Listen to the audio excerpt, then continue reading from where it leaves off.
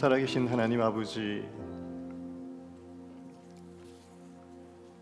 2024년도 마지막 금요 예배에 저희들의 발걸음을 인도하여 주시고 이 밤에 함께 기도하고 주의 말씀 볼 수 있는 시간 주셔서 감사합니다. 이 어두운 겨울밤을 헤치고 나와 있는 사랑하는 성도님들, 주님 귀히 여겨주시고 한 분 한 분 주님께서 주님의 눈동자로 지켜봐 주시옵소서. 이 밤에 저희들이 주님께 올려드리고 나누는 이 말씀이 사람의 말이 아니라 주님의 음성으로 들리게 하여 주시고, 주님 참으로 부족하고 부족한 아들이 있었습니다. 주 예수 그리스도의 십자가의 보혈로 덮어주시고 오직 주님의 음성만이 들려지고 오직 주의 말씀만이 선포되어지게 하여 주시옵소서. 감사드리고 예수님의 이름으로 기도드렸습니다. 아멘. 우리 옆에 있는 분들에게 한번 인사하실까요? 잘 오셨습니다. 안녕하십니까? 너무 잘 오셨습니다. 한 번 더 인사하실까요? 새해 복 많이 받으십시오. 좀 이른 감이 있지만 다 같이 일어나셔서 오늘 성경 본문 말씀 같이 합독하시도록 하시겠습니다. 오늘 성경 본문 말씀은 창세기 46장 1절에서 6절까지의 말씀입니다. 다 같이 읽으시겠습니다. 시작. 이스라엘이 자기에게 속한 모든 사람들과 함께 출발했습니다. 그는 브엘세바에 도착해 자기 아버지 이삭의 하나님께 제사를 드렸습니다. 밤에 하나님께서 이스라엘에게 환상 가운데 말씀하셨습니다. 야곱아, 야곱아. 그가 대답했습니다. 제가 여기 있습니다. 하나님께서 말씀하셨습니다. 나는 하나님 곧 내 아버지의 하나님이다. 이집트로 내려가는 것을 두려워하지 마라. 거기에서 내가 너를 큰 민족이 되게 하겠다. 내가 너와 함께 그곳으로 내려갈 것이다. 그리고 분명히 너를 이곳으로 다시 데려오리니 요셉의 손이 내 눈을 감겨줄 것이다. 야곱이 브엘세바에서 떠났습니다. 이스라엘의 아들들이 바로가 보내준 수레에 자기들의 아버지 야곱과 자식들과 아내들을 태웠습니다. 그들은 가축들과 가나안에서 얻은 재물들도 갖고 갔습니다. 이렇게 해서 야곱과 그의 모든 자손들이 이집트로 내려갔습니다. 자리에 앉으시면 되시겠습니다. 2024년도 마지막 금요일에 나오신 여러분들 정말 축복하고 정말 하나님께 여러분과 가운데 오늘 밤에 놀라운 역사를 함께 하시기를 원합니다. 아멘. 오늘은 야곱에 대해서 같이 좀 은혜를 나누었으면 좋겠습니다. 여러분들 잘 아시겠지만 야곱은 구약 성경에 나오고 있는 아브라함과 이삭의 자손으로 참 많은 스토리를 가지고 있는 하나님의 사람입니다. 그 다음 슬라이드 같이 보실까요? 잠시 야곱의 일생에 대해서 같이 한번 좀 살펴보기를 원합니다. 정확하지 않을 수도 있겠지만 학자들은 BC 2006년도경에 이제 야곱이 태어났을 거라고 추측을 하고 있는 것 같습니다. 아브라함이 중간에 죽고 여러분들이 잘 아시겠지만 자기 형을 속이고 이제 라반 외삼촌 집으로 이제 도망을 가게 되죠. 그리고 다시 그곳에서 돌아오게 되고 이런 여정들을 거치면서 그의 나이 130살에 다시 애굽으로 이집트로 오늘 본문 말씀에 나오는 것처럼 이집트로 이주를 하게 됩니다. 그리고 그의 나이가 147세가 되었을 때 이집트로 이주를 하고 17년 후에 그가 사망을 하게 됩니다. 다음 슬라이드를 보실까요? 지도가 나오는데 중간에 보시면 이제 가나안 땅이라고 하는 곳이 나오고 있습니다. 저 가나안 땅이 지금의 이스라엘입니다. 저곳에서 이제 야곱이 어린 시절을 보내게 되고 젊은 시절을 보내고 오른쪽 위에 보시면은 이제 하란이라는 지역이 나옵니다. 저 하란으로 외삼촌이 있는 곳으로 가서 20년 동안 거기에서 이제 일을 하게 됩니다. 그리고 다시 가나안으로 돌아오게 되고 가나안으로 돌아와서 130살의 나이 때 다시 저 왼쪽 밑에 있는 애굽, 지금의 이집트인 곳으로 내려가게 됩니다. 다음 슬라이드를 보시겠습니다. 가나안에서 이스라엘 땅에서 외삼촌이 있었던 하란으로 여러분들이 잘 아시겠지만 야곱이 도망을 하게 되는데 그 거리가 우리가 생각하기에 중간에 베델에서 하나님께 돌단도 쌓고 그 다음에 얼마 안 가서 바로 또 외삼촌 집에 나오니까 거리가 얼마 안 될 것 같은데 실제로 거리를 보면은 최소 800km 정도의 거리가 됩니다. 800km.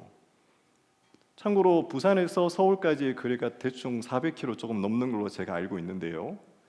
지금 800km의 거리면은 서울 부산을 왕복할 수 있는 거리입니다. 제가 미국 지리는 잘 모르겠는데 이만큼 먼 거리를 야곱은 도망을 갔던 겁니다. 저 당시에 지역적인 위치들과 풍속들을 생각해 본다면은 지금의 하나는 이스라엘과는 완전히 다른 외국이라고 생각할 수도 있을 것 같습니다. 쉽게 말하면 이민을 갔는 거죠. 그 다음 그림 보실까요? 그리고 그곳에서 여러분들이 잘 아시겠지만 20년 동안이나 갖은 고생을 하고 다시 자기의 아내와 자녀들을 데리고 다시 가나안 땅으로 이스라엘 땅으로 되돌아오게 됩니다. 같은 그 길과 거의 흡사하게 다시 되돌아오게 되는데 다음 슬라이드요. 보시다시피 바로 중간으로 이렇게 들어와서 정착하는 게 아니고 분이엘에서 여러분 잘 아시겠지만 약복강에서 천사와 실험해서 그의 이름이 새롭게 이스라엘이라는 이름으로 바뀌게 되고 그곳에서 다시 숫곳을 지나 왼쪽 위에 있는 것처럼 세겜이라는 곳으로 도착을 하게 됩니다. 여러분도 잘 알겠지만 세겜에서 야곱은 이런 말할 수 없는 자기 가족들의 비극적인 일들을 당하게 되고 그곳에서 다시 밑으로 하나님께서 베델로 다시 올라가라는 그 명령을 듣고 베델로 올라가게 됩니다. 그리고 베델로 가서 마지막에 자기 아버지 이삭이 죽을 때 헤브론으로 가서 그 이후로는 헤브론에서 쭉 정착을 하게 됩니다. 그의 나이가 130살쯤 되었을 때에 그가 자기 외삼촌의 집이었던 하란에서 20년 동안의 가정 고생을 하고 다시 이스라엘로 돌아와서 가나안 땅에서 천신만고 끝에 이제 안정적인 생활을 하는 것 같은데 여러분 잘 아시겠지만 요셉이 자기 형제들에 의해서 인신매매를 당하고 그 일을 야곱은 죽은 걸로 알게 되고 그런 천신만고의 일을 겪고 난 다음에 자기가 살고 있는 가나안 땅에 큰 기근이 들게 되고 그 기근으로 인해서 야곱은 다시 이집트로 자기 아들 요셉이 총리로 있다고 하는 이집트로 가게 되는 상황을 지금 보게 됩니다. 다음 그림 보실까요? 우리가 생각하기에 가나안에서 이스라엘에서 이집트까지의 거리가 얼마나 된다고 생각이 되십니까? 여러분 아시겠지만 중간에는 저렇게 시나이 반도라고 하는 큰 반도가 있습니다. 저 반도를 아마 야곱은 저 위에 있는 직선 루트로 갔을 것이라고 학자들은 이야기합니다. 다음 슬라이드요. 그 직선으로 거리를 측정한다고 해도 최소 500km 정도의 거리가 나옵니다. 무슨 말인가 하면은 그의 나이 130살에 147세가 그이가 야곱이 죽는 나이니까 수학적으로 147분의 130을 계산기로 계산을 하면은 약 88% 정도가 나와요. 무슨 말인가 하면은 100살 정도로 사는 사람이 나이 88세 때 이민을 가게 된 거예요. 조금 더 알아듣기 쉽게 80세로 우리가 계산을 해보면은 약 72세 정도, 70살이 훨씬 넘어서 이제는 곧 얼마 안 살고 이 땅을 떠날 것 같은 그 나이에 또다시 보따리를 싸고 500km가 넘는 저 거리를 건너서 남의 땅으로 완전히 다른 타국으로 가게 되는 겁니다. 지금 다음 그림 보실까요? 야곱의 삶을 간략하게 다시 요약을 해보자면은 가나안에서 77년 정도의 삶을 살고 다시 하란으로 가서 20년 정도 노역을 하고 다시 가나안으로 되돌아와서 33년을 살고 130살이 되었을 때쯤에 마지막에 다시 또 이집트로 17년을 가서 살다가 야곱은 생을 마감하게 됩니다. 물론 야곱이 하란으로 갔는 나이에 대해서는 약간 주석가들의 견해가 다른 줄도 압니다만 여하튼 간에 그의 나이가 130살이 되었을 때 그는 또다시 이주를 하게 되는 상황을 지금 맞디고 있는 겁니다. 다음 그림 볼까요? 여기저기 떠돌아다니고 이동했는 것뿐만 아니고 그의 인생은 속고 속이는 인생 그 자체였어요. 그가 자기 형 에서를 속이고 축복권을 탈취하고 하란으로 도망갔지만 그의 인생은 자기 자녀들부터 시작해서 모든 사람들 사이에서 속임과 술수가 난무하는 인생을 살게 됩니다. 어떤 자식은 며느리와 잠자리를 같이 하게 되고 살인과 학살을 일으키게 되고 소모와 통간도 하고 인신매매범들도 있고, 이 모든 일들이 야곱의 자녀들 가운데서 일어나는 일을 야곱은 당하게 되는 겁니다. 하란에서 자기 외삼촌에게 속는 것뿐만 아니라 그의 인생은 속고 속이는, 그야말로 어떤 사람도 표현할 수 없는 정말 기구만장한 인생을 살게 되는 겁니다. 그 다음 슬라이드요. 아브라함이 175세까지 살았다고 합니다. 성경에. 이삭은 180세까지 살았다고 기록되어져 있습니다. 야곱은 147세를 살았다고 기록되어져 있습니다. 그리고 요셉은 110세를 살게 됩니다. 지금으로 치면은 긴 나이라고 생각될 수도 있지만 아브라함과 이삭에 비하면 야곱의 수명이 그렇게 길지는 않은 것 같습니다. 여하튼 그의 수명이 길든 짧든 앞에서 보여드린 대로 야곱은 수많은 거리를 이동하고, 오늘날로 치면은 이민을 2번이나 미국으로 한 번 이민 갔다가 호주로 한 번 이민 갔다가 이런 인생을 사는 거죠. 그리고 또 그의 나이가 147세 될 때까지 수많은 자녀들과 자기 친인척들의 모든 그 강요한, 이런 말로 표현할 수 없는 그 모든 사건들을 다 경험하고 살았던, 인생 굴곡 이렇게 많은 사람 어디 있을까 싶은 그런 인생을 살았다고 볼 수 있습니다. 나이 130살에 자기가 살고 있는 이스라엘 땅은 기근으로 먹을 것이 없고, 저 남의 땅 이집트에 먹을 것이 있는데 그곳에 자기 아들이 총리로 되어 있다는 소식을 듣고, 그 아들 요셉이 보내온 수레가 자기 앞에 와 있고, 이제 그 수레를 타고 이집트로 가고 있는 나이 130살 된 노인 야곱이 오늘 본문의 주인공입니다. 창세기 46장 1절 말씀입니다. 다시 한번 다 같이 읽으시겠습니다. 시작. 이스라엘이 자기에게 속한 모든 사람들과 함께 출발했습니다. 그는 브엘세바에 도착해 자기 아버지 이삭의 하나님께 제사를 드렸습니다. 드디어 야곱이, 이스라엘이 자기에게 속한 모든 자녀들과 속한 모든 사람들과 함께 자기가 살고 있던 가나안 이스라엘 땅의 헤브론을 출발해서 이집트로 가게 됩니다. 그런데 이집트로 가는 중간에 바로 이집트까지 바로 가지 않고 브엘세바라고 하는 곳에 도착을 하게 됩니다. 그리고 그곳에서 오늘 성경은 자기 아버지 이삭의 하나님께 야곱이 제사를 드렸다고 설명하고 있습니다. 이삭이 왜 브엘세바에서 자기 아버지 하나님께 제사를 드렸을까요? 나이도 많고 몸도 약하고 빨리 이집트로 가서 요셉 만나서 빨리 인사하고 그렇게 빨리빨리 가야 될 것 같은데 브엘세바에서 지체를 합니다. 야곱이. 왜 그랬을까요? 다음 슬라이드 보시고, 다음 슬라이드. 예. 지금 야곱에게는 이집트로 가는 이 일이 보통 일이 아니에요. 물론 늙어서 자기의 터전을 옮겨야 된다는 그런 뉘앙스로도 이해를 할 수 있지만, 애굽 땅은, 이집트는 야곱에게, 특별히 야곱의 집안에게는 굉장히 특별한 땅입니다. 창세기 12장 10절 말씀 제가 읽겠습니다. 그 땅에 흉년이 들었습니다. 기근이 심했기 때문에 아브라함은 이집트로 내려가서 얼마간 살았습니다. 여러분 잘 아시겠지만 야곱의 할아버지였던 아브라함이 기근이 들었을 때 그 가나안 땅에서, 약속의 땅에서 애굽으로, 이집트로 내려가게 됩니다. 그리고 이 할아버지 아브라함이 애굽으로 내려가서 아브라함 인생 평생에 씻을 수 없는 실수를 하게 돼요. 자기 아내가 너무나 이쁘기 때문에 애굽 사람들이 탐내어서 자기를 해코지할까 봐 자기 아내를 누이라고 속이게 되고 거짓말을 하게 됩니다. 창세기 26장 2절 말씀입니다. 제가 읽겠습니다. 그때 여호와께서 이삭에게 나타나셔서 말씀하셨습니다. 이집트로 내려가지 말고 내가 네게 일러주는 땅에서 살아라. 이 땅에서 계속 살면 내가 너와 함께 하겠고 네게 복을 주겠다. 이 말씀은 야곱의 아버지였던 이삭에게 하나님께서 직접 나타나셔서 하신 말씀이에요. 이삭 때에도 그 땅에 기근이 들었을 때 하나님께서 이삭에게 아예 먼저 선수를 치시는 거예요. 이삭아, 너희 아버지 아브라함처럼 너 이집트로 내려가지 말고 내가 너에게 일러주는 땅에서 살아라. 그 땅이 어디입니까? 이 땅에서, 이 가나안 땅에서 계속 살면 내가 너와 함께 하겠고 내게 복을 주겠다.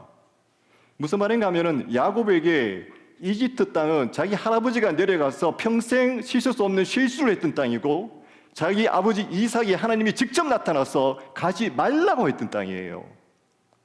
뿐만 아니라 창세기 35장 12절 말씀입니다. 하나님께서 야곱에게 말씀하십니다. 내가 아브라함과 이삭에게 준 땅을 내게 주고 또한 내 자손에게 이 땅을 주겠다. 하나님께서 야곱에게 베들에서 나타나셔서 말씀하시는 말씀이 내가 너에게 이 땅을 주겠다, 가나안 땅을 주겠다고 말씀하시는 겁니다. 지금 야곱은 어쩌면 큰 혼돈 가운데 있을지도 몰라요. 자기 할아버지가 내려가서 엄청 실수했던 그 땅, 자기 아버지에게 하나님께서 나타나셔서 직접 가지 말라고 경고하셨던 그 땅, 그 땅으로 지금 자기가 가고 있는 거예요. 뿐만 아니라 하나님께서 자기에게 나타나셔서 약속하신 땅은 저 이집트 땅이 아니고 지금 내가 살고 있는 이 헤브론이 있는 이 가나안 땅, 이 이스라엘 땅, 이 땅을 주님께서 주신다고 약속을 하셨는데 그 약속과는 정반대의 상황들이 지금 일어나고 있는 거예요, 야곱에게. 우리가 생각하기에는 야곱이 자기 아들이 이웃 나라의 부강한 나라의 총리가 되어서 수레까지 보내었으니까 야, 내 인생 성공했구나, 좋다, 이렇게 떠났을 거라고 생각할 수도 있지만 제가 성경을 봤을 때는 그렇지 않을 것 같아요. 아브라함과 이삭과 자기 아버지와 자기 할아버지에게 약속하셨던 이 약속의 땅을 버리고 가난 때문에, 먹을 것 때문에, 궁핍합 때문에 살려고 남의 나라에 지금 가야 되는 거예요.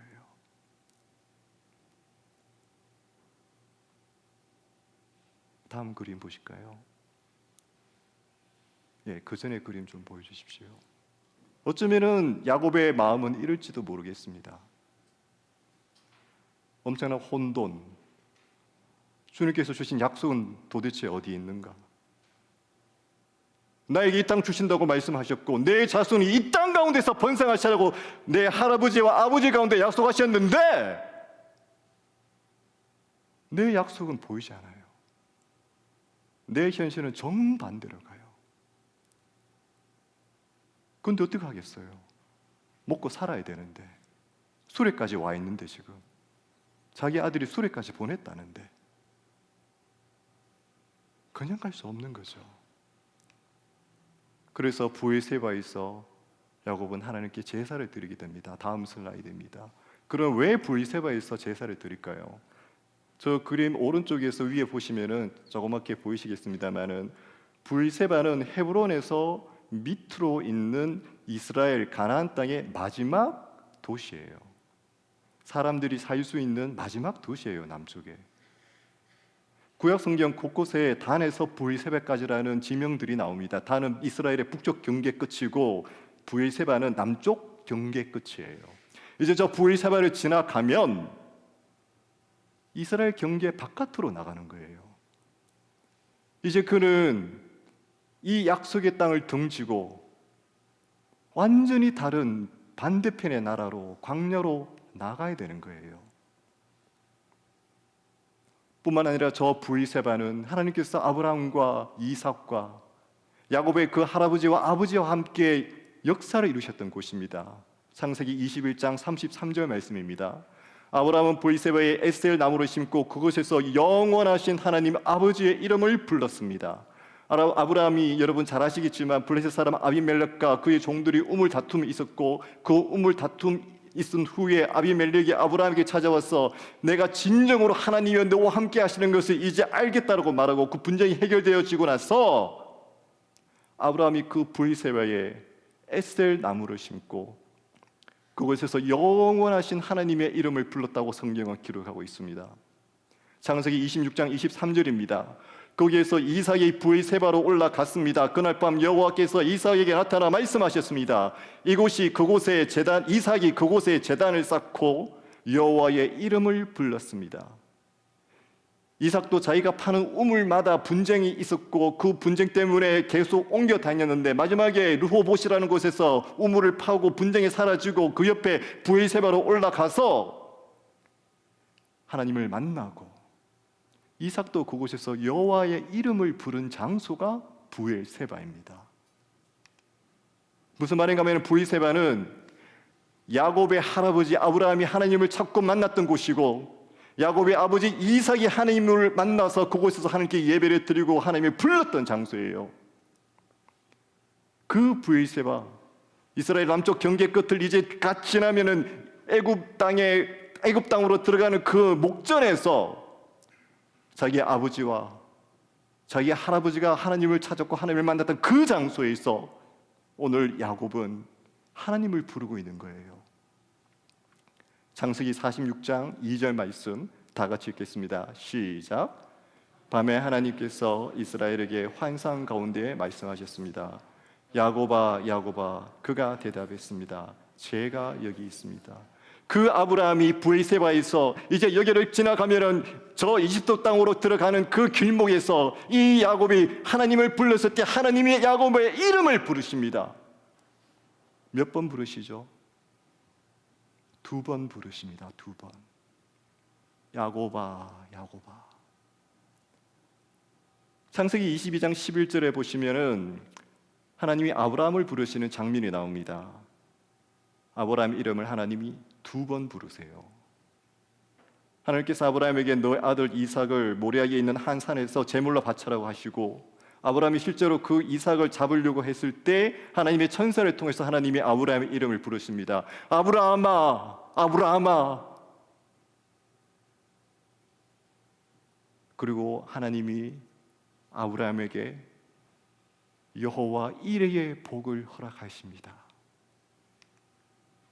아브라함은 저 사건을 통해서 다시 한번 자기를 향한 하나님의 언약을 재확인하게 되어지고 저 사건을 통하여 놀라운 반열로 다시 올라서게 됩니다. 출애굽기 3장 4절에 보시면은 하나님께서 모세를 부르시는 장면이 나옵니다. 실패한 인생처럼 광야에서 가축이나 치면서 모든 인생 다 포기하는 것처럼 살고 있는 그 모세에게 떨기나무 가운데서 여호와 하나님이 나타나십니다. 그가 모세를 부르세요. 주님이 모세를 부르시면서 모세야 모세야. 이 부르심 이후로 모세는 더 이상 초라한 양치기가 아니라 이스라엘을 인도하는 하나님의 놀라운 도구로 다시 한번 서게 됩니다. 사무엘상 3장 10절에 보시면은 이스라엘 시대 때에 그 어둡고 영적으로 캄캄했던 시대에 하나님이 그 어린 아이 사무엘을 부르세요. 하나님의 복궤가 있던 그 성전에서 성소에서 살고 있던 그 어린 아이 사무엘을 부르시면서 하나님이 부르십니다. 사무엘아 사무엘아.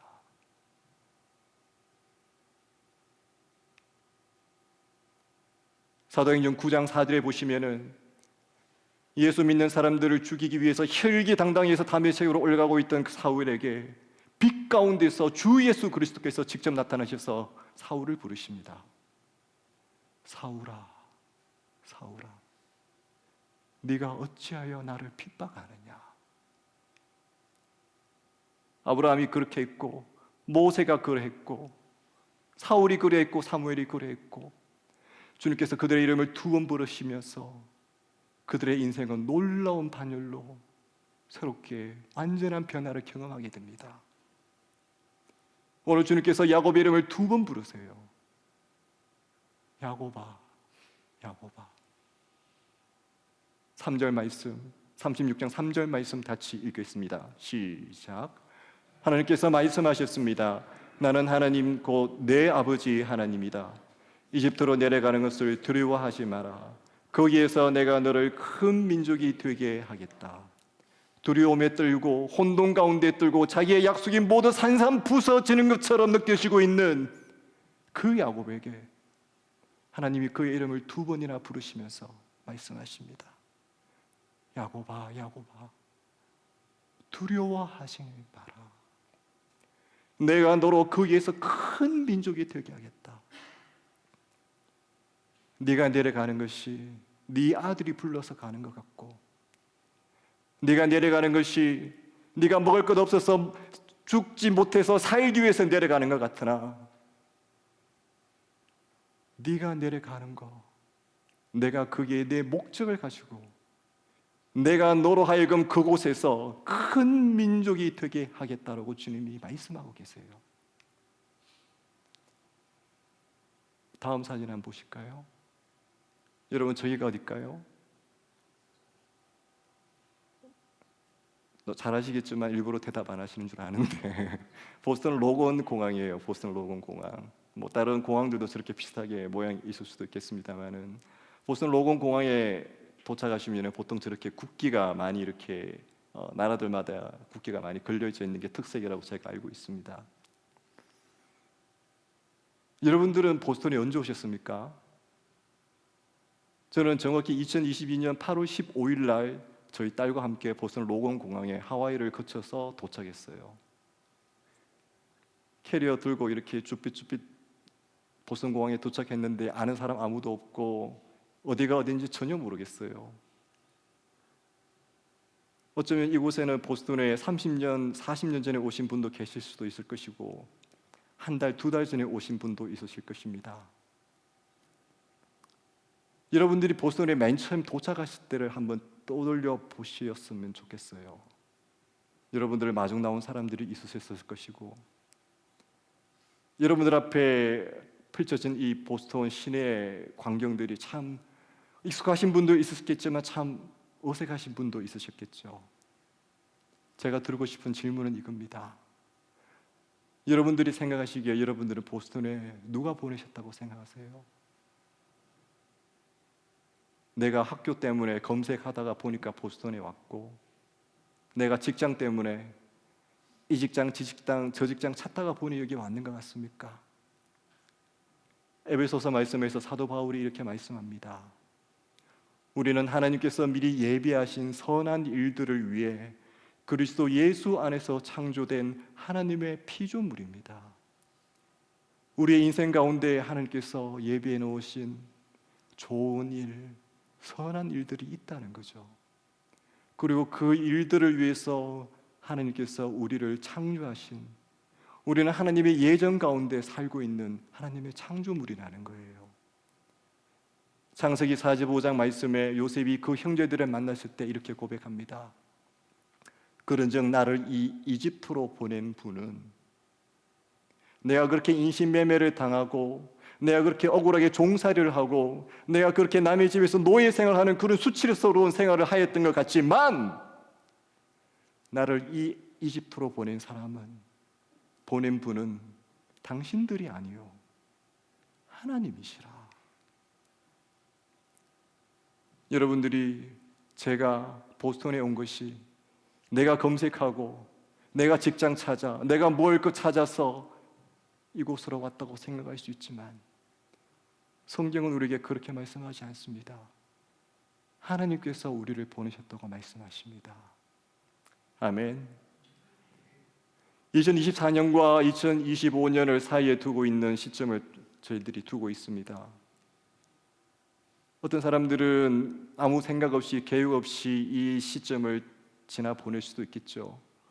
어떤 분들은 이 시점 가운데 왕성한 계획을 세워서 내가 어떤 것을 한번 해보리라고 생각하실 수도 있을 것입니다. 근데 야고보서 말씀에, 야고보서 4장에 이렇게 말씀하십니다. 오늘이나 내일 어느 도시에 가서 1년 동안 지내며 돈을 벌겠다고 말하는 사람들이요, 여러분은 내일 무슨 일이 일어날지 모르며 여러분의 생명이 무엇인지 알지 못합니다. 여러분은 잠깐 있다 없어지는 안개입니다. 그러니 여러분은 주의 뜻이면 우리가 살기도 하고 이런저런 일을 할 것이다 라고 말하십시오. 우리가 우리 인생 계획 세워서 사는 것 같다고 생각할 수 있지만 그게 아니라는 거죠.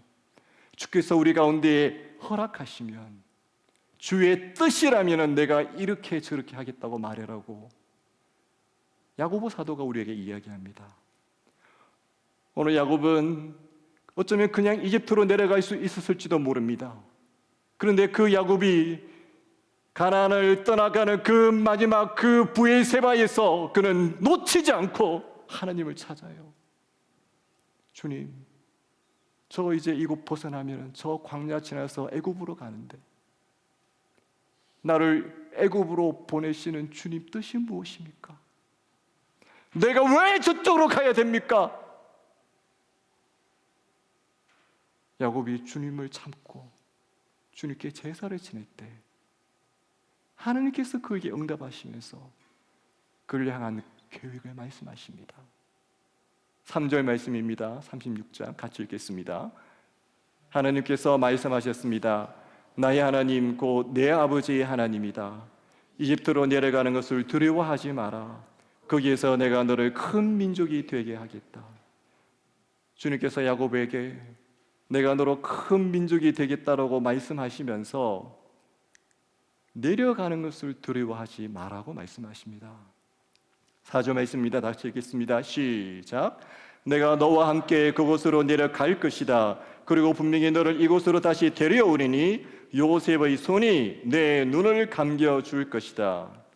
여기 보시면은 하나님께서 내가 너와 함께 애굽으로 내려갈 것이고 너를 다시 이곳으로 데려온다고 표현하고 있습니다. 우리말 성경에는 다시 데려온다고 표현되어 있는데 개역 개정 성경에는 이렇게 표현되어 있습니다. 내가 너와 함께 애굽으로 내려가겠고 반드시 너를 인도하여 다시 올라올 것이며 요셉이 그의 손으로 내 눈을 감기리라 하셨더라.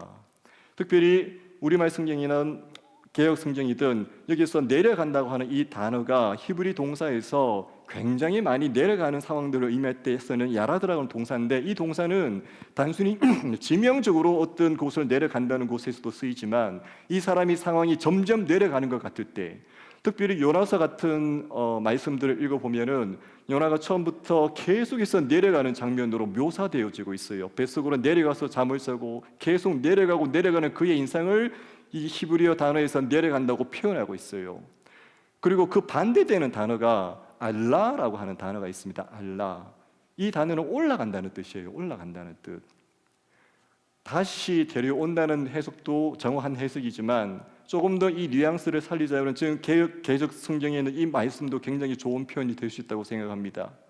어쩌면 지금 야곱에게 애굽은 그의 인생이 내리막길처럼 보이는 인생처럼 느껴질 수도 있을 것 같아요. 하지만 주님께서 그에게 말씀하십니다. 네가 내려가는 것 같이 느껴지는 그 내리막길 같은 애굽으로 내려가는 그 길에서 내가 너와 함께 하겠고 네가 내려가는 것뿐만 아니라 내가 반드시 너를 인도하여 다시 올라오게 할 것이라고. 다음 그림에서처럼 어쩌면 야곱은 내리막길로 자기의 인생이 130살에 내려가는 것처럼 보이지만 하나님이 그에게 분명히 약속하십니다. 내가 너로 반드시 다시 올리겠다고. 며칠 전에 저희들은 성탄절을 보내었습니다. 성탄절이 되면은 항상 나오는 레퍼토리가 임마누엘 그리스도, 하나님께서 우리와 함께 하신다는 뜻이죠. 마태복음의 천사가 이렇게 이야기합니다. 처녀가 잉태의 아들을 낳을 것이요 그를 임마누엘이라 부를 것이다. 임마누엘이란 하나님께서 우리와 함께 하신다는 뜻이다. 마태복음 28장 20절에 예수님께서 말씀하십니다. 보라 내가 세상 끝날까지 너희와 항상 함께 있을 것이다. 폭풍 가운데에서 힘들게 노를 젓고 있는 그 제자들에게 예수님이 찾아오시면서 요한복음에서 말씀하십니다. 나다, 두려워 말라.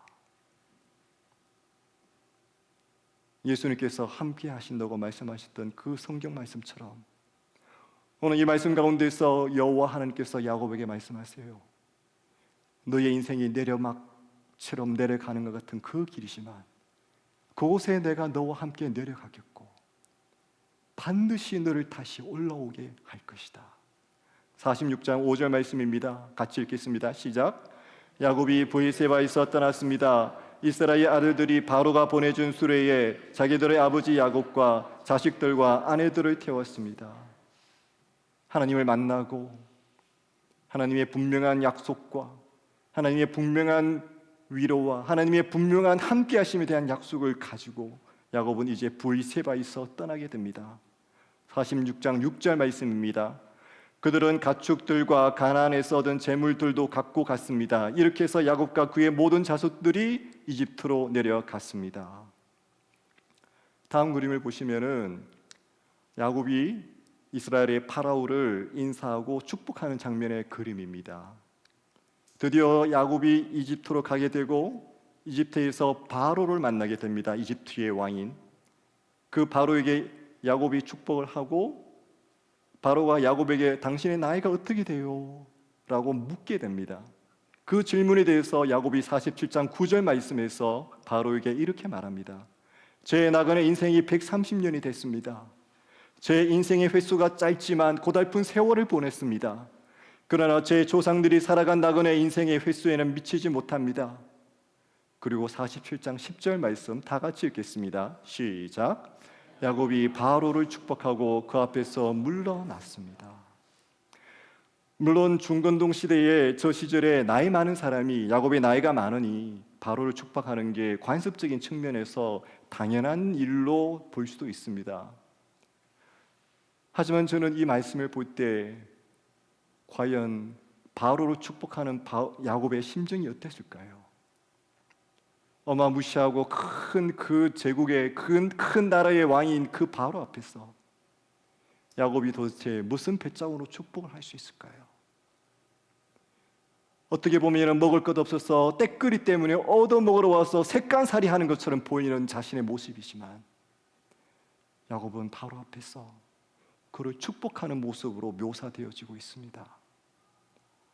하나님이 나를 보내셨고 하나님이 나와 함께 하시고 하나님이 나의 길 가운데 반드시 다시 올리신다고 약속하셨으니 그에게 하나님이 있으니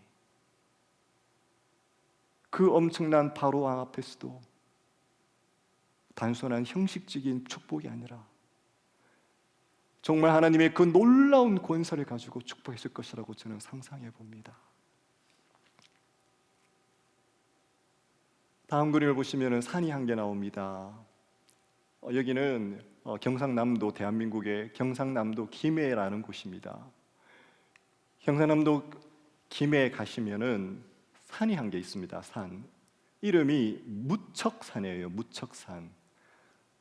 어떤 분들은 그 산이 너무 험하고 높아서 이름이 무척 높고 무척하면서 무척산이 아니냐, 저도 그렇게 생각을 했었는데 제가 인터넷을 검색해 보니까 주변에 대적할 산이 없다, 이렇게 해서 이름이 무척산이에요. 무척산. 근데 저 무척산 꼭대기에 올라가면은 기도원이 한 개 있습니다. 기도원. 저 기도원의 이름이 그 유명한 무척산 기도원이에요. 무척산 기도원. 제가 20살 중반 때, 20세 때 저기에 저희 청년부가 수련회를 올라갔었어요. 수련회. 지금 생각해 보면 정말 미쳤어요. 저 높은 산, 정말 돌산이에요. 돌산. 이 산은 그 당시에 이 포장된 길이 하나도 없습니다. 그때 정말 바위 산을 뚫고 올라가서 그 맨 꼭대기에 있는 기도원에서 저희가 집회를 했었어요. 그때 제가 찬양 인도를 했었습니다. 찬양 인도를 해야 되니까 그냥 올라갔겠습니까? 여기 보이는 신디사이즈, 저기 있는 드럼 다 분해해가지고 청년들이 그거 짊어지고 그 바위산을 2시간, 3시간 동안을 진짜 암벽등반 하듯이 그렇게 올라갔었어요. 그 산을. 그렇게 올라갔던 그 수련회에서 참 잊을 수 없는 많은 은혜를 저희가 받았었습니다. 저 장소인데요. 이 무척산은 굉장한 스토리가 있는 기도원이에요. 저희들이 속해져 있는 고신교단의 고신대학교의 경군 훈련 센터로 쓰이고 있는 기도원이에요. 1938년도에 일제 서설 펄은 신사참배로 인한 온갖 고문과 처형들이 난무할 때 그 신사참배를 거부하고 항일 운동을 하시면서 믿음으로 살아가셨던 그 목사님들이 저 산꼭대기에서 모이셔서 기도하셨던, 그것이 시초가 되어서 생겼던 기도원이 바로 저 무척산 기도원이에요.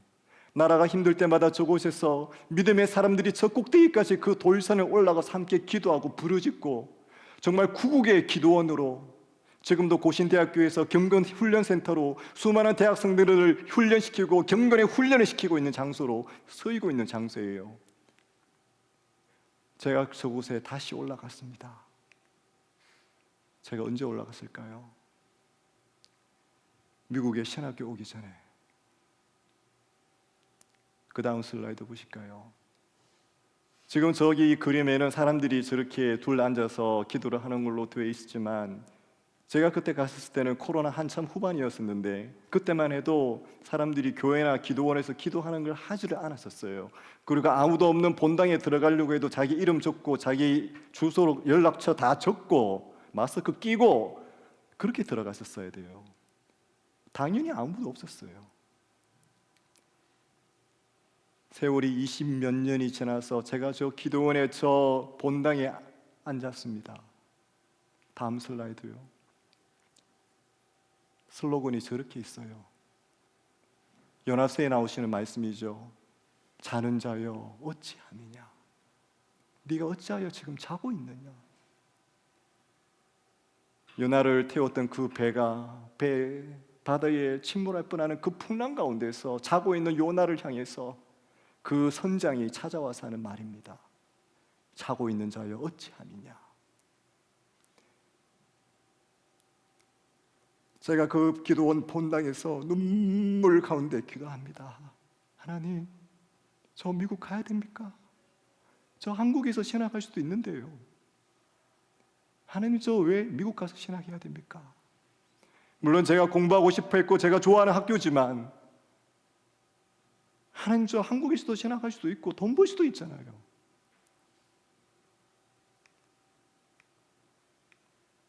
그때 제 마음에 항상 그 기도할 때마다 들었던 음성이 그거예요. 살고자 하는 자는 죽을 것이고, 예수님 말씀하셨죠. 누구든지 자기 생명을 얻고자 하는 자는 잃을 것이요. 내가 살려고 바둥바둥할수록 말년에 주님 버리고 더 이상 신앙생활도 하지 않는 저희 어머니, 더러울 기미가 보이지 않는데 하나님 어떻게 해야 됩니까? 내가 죽으면 되겠군요.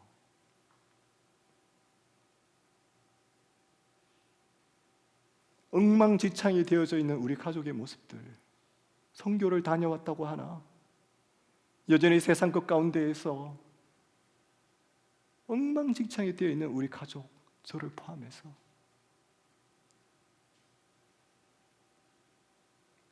주님, 제가 죽어야지 제가 다시 살 수 있군요.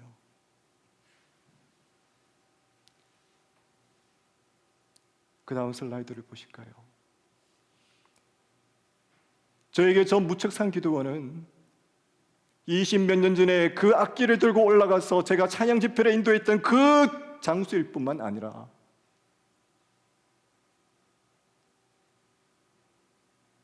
제 모든 걸 짊어지고 정리하고 미국으로 올 수 있게 만들었던 몇 안 되는 장소 중에 한 개예요.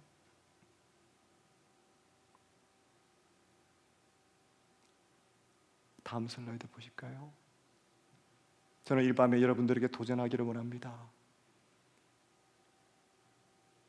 오늘 이 낮아짐 교회의 12월 27일 금요 예배 이 자리가 여러분들의 부의 세바가 되기를 원합니다. 여러분들 가운데에 어쩌면 지금 나의 삶이 내려가는 것 같다고 느끼는 그 삶 가운데에 내가 너를 반드시 다시 올리겠다고 말씀하시는 주님의 그 음성이 들려지는 자리가 되기를 원합니다. 주님께서 나에게 주셨던 약속은 요원하고 내 삶은 반대로 가는 것 같고 모든 것들이 깨어지는 것 같은 상황 속에 있는 분이 계십니까? 오늘 이 자리가 야곱이 하나님의 음성을 듣고 그의 삶이 다시금 소생되어지는 부의 세바가 되어지기를 원합니다. 2024년도를 지나가고 2025년도를 맞이하면서 우리 가운데에 어떠한 일들이 일어날지 우리는 알지 못합니다. 한 번도 가보지 못한 마치 애굽 땅으로 들어가는 것 같은 그 야곱과 같은 그 시간 가운데 우리가 지금 서 있는지도 모릅니다. 바로 이 시간 가운데에 우리에게 필요한 것이 무엇이겠습니까? 치밀한 계획도 아닐 것이라고 생각합니다. 돈도 아닐 것이고, 주님, 이 밤에 내게 말씀하여 주시옵소서. 이 밤에 내가 야곱과 같이 주님 앞에 엎드기를 원합니다. 그리하여 이 말씀이 나에게 들려지게 하여 주시옵소서. 같이 한번 마지막 메시지 읽고 함께 찬양하겠습니다. 함께 다 같이 저 메시지를 큰 소리로 읽어보시겠습니다. 시작. 야곱아, 야곱아, 두려워하지 마라. 내가 너와 함께 내려가겠고 반드시 너를 인도하여 올라올 것이며. 이 음성이 오늘 밤에 저희들에게 들리기를 원합니다. 2025년도를 향하여 발걸음을 내딛고 가는 우리 모두에게 한 번도 가보지 못한 2025년도 그 삶 가운데 나에게 어떤 일들이 일어날지 모르지만, 야곱아, 야곱아, 두려워하지 마라. 누구야, 누구야, 두려워하지 마라. 내가 너와 함께 내려가겠고, 내가 너와 함께 내려가겠고, 반드시 너를 인도하여 다시 올라올 것이다. 오늘 밤에 그 음성이 들려주기를 원합니다.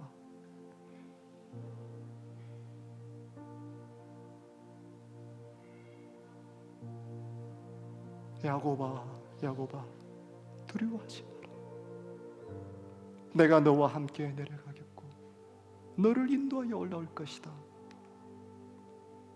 야곱에게 부르짖는 하나님의 음성이 우리를 향한 주님의 음성으로 들려지기를 원합니다. 함께 찬양 부르시면서 나아가시겠습니다.